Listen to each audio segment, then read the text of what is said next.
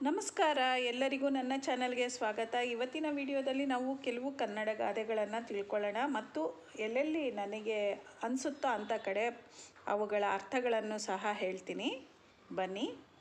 ಮೊದಲನೆಯ ಗಾದೆ, ಸಮುದ್ರ ದೊಡ್ಡದಾದರೂ ಪಾತ್ರೆ ಇದ್ದಷ್ಟೇ ನೀರು ಸಿಕ್ಕೀತು.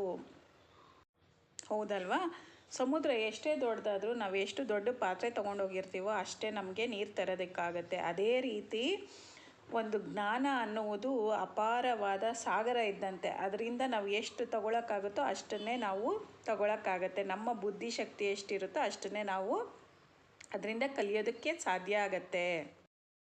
ಈಗ ಮುಂದಿನ ಗಾದೆ ಯಾವುದು ಅಂದರೆ, ಹೇಳುವುದು ಸುಲಭ, ಮಾಡುವುದು ಕಷ್ಟ. ಹೌದಲ್ವಾ? ಹೇಳೋದು ತುಂಬ ಸುಲಭ, ಮಾಡೋದು ಬಹಳ ಕಷ್ಟವಾಗಿರುತ್ತೆ. ಮುಂದೆ ಬರ್ತಾ ಇರೋ ಗಾದೆ, ಮುಖ ನೋಡಿ ಮಾರು ಹೋದ, ಗುಣ ನೋಡಿ ದೂರ ಹೋದ. ಒಬ್ಬೊಬ್ಬರನ್ನ ನೋಡಿದ ತಕ್ಷಣ ಅಯ್ಯೋ ಒಳ್ಳೆಯವ್ರು ಇರ್ಬೋದು ಅಂತ ಎಷ್ಟೊಂದು ಜನ ಅವ್ರ ಹತ್ರ ಹೋಗ್ತಾರೆ. ಅವ್ರ ಹತ್ರ ಹೋಗೋದು ಅಂದರೆ ಸಹವಾಸ ಮಾಡುವುದು.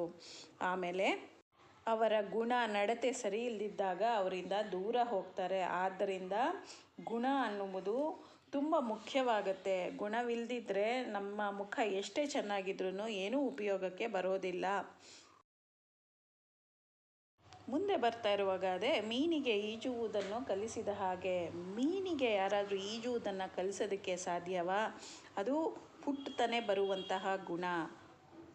ಅದೇ ರೀತಿ ಹಕ್ಕಿಗೆ ಹಾರುವುದನ್ನು ಕಲಿಸುವವರು ಯಾರೂ ಇರೋದಿಲ್ಲ. ಕೆಲವು ಅದಷ್ಟಕ್ಕದೇ ಬರುವಂತಹ ಗುಣಗಳು.